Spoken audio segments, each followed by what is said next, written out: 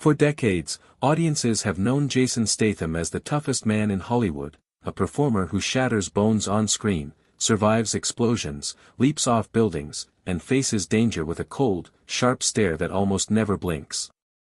But in recent years, close friends, his wife Rosie Huntington-Whiteley, and even doctors have quietly expressed a growing fear, after a lifetime of doing his own stunts, the damage may finally be catching up to him.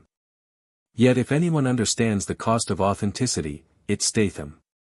His journey from a rough childhood in working-class England to one of the world's most dependable action stars is a story built on grit, discipline, a streak of rebellion, and a stubborn refusal to let anyone else take a punch for him. Jason Statham was born in Derbyshire, England, into a family that understood physicality and improvisation better than most. His father was a street performer and part-time boxer. His mother worked several jobs to keep the household afloat. Money was tight, and the environment was tough, but it shaped Jason's worldview early. Nothing would be given, everything had to be earned. As a kid, Jason wasn't the biggest or the strongest, but he had an unusual intensity.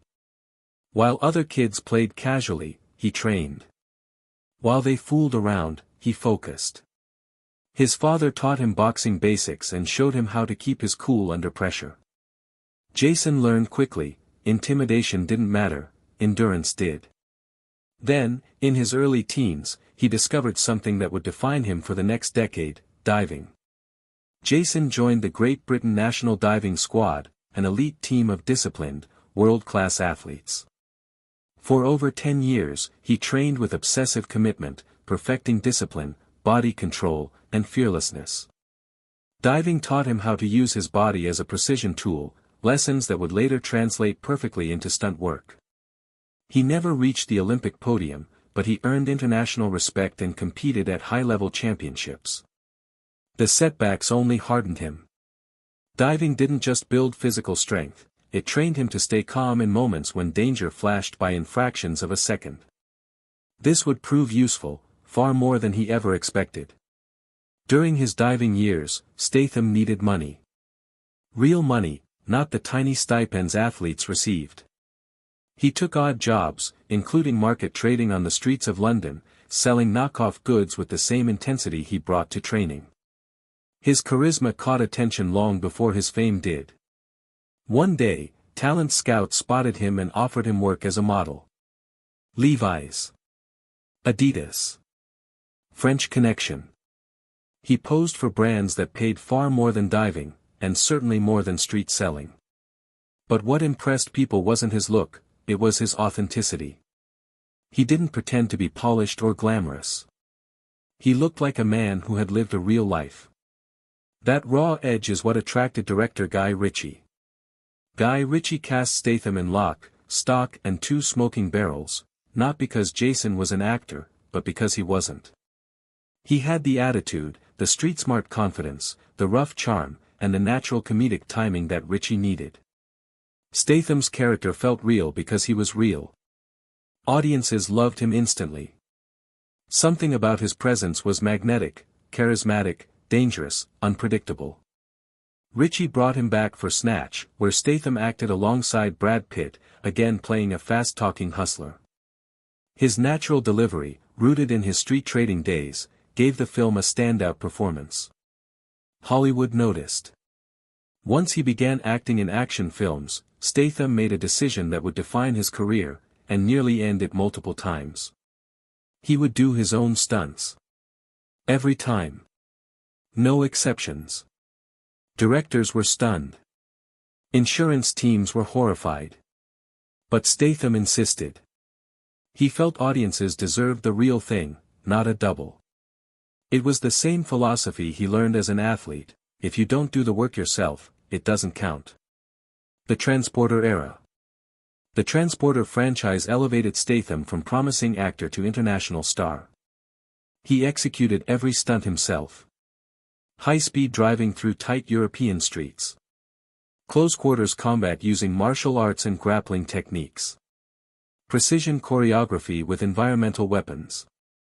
He trained relentlessly: boxing, Brazilian jiu-jitsu, judo, wrestling, Wing Chun, creating a hybrid fighting style admired by stunt teams worldwide. But authenticity carries a price. Jason's career is filled with moments that would terrify any other actor, and plenty of professional stunt performers too. Oil-soaked fight scene accident. During one shoot, he performed a choreographed fight scene drenched in oil. The surface was so slick that a mistimed movement sent his shin smashing directly against hot metal. The impact burned and fractured the skin, halting production for days. Crew members begged him to use a double, he refused. Underwater car disaster. Another time, he was trapped underwater after a stunt car malfunctioned and sank faster than expected. His diving instincts saved his life. Staying perfectly calm, he found an exit point, swam upward, and surfaced seconds before passing out. Plane fight scene gone wrong. In another film, an aerial fight scene nearly cost him his vision. A mistimed elbow struck him directly near the eye, rupturing blood vessels and disorienting him mid-scene. Once again, he refused to stop working. Cracked fibula, torn ligaments, repeated concussions. By his late 40s, his medical files read more like those of a professional fighter than an actor. And yet he continued. Statham is famous for discipline, but that doesn't mean he's easy to work with. His desire for perfection, and refusal to use doubles, has sparked confrontations with directors, stunt coordinators, and producers. One particularly heated clash happened when a director attempted to cut a complex fight scene and replace it with CGI. Statham objected so strongly that production was forced to rework the entire scene to allow him to perform it practically.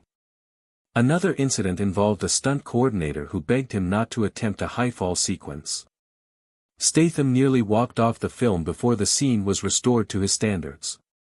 To his colleagues, this was both inspiring and terrifying. Despite his hard exterior, Jason Statham's personal life is surprisingly grounded. His relationship with Rosie Huntington-Whiteley transformed him.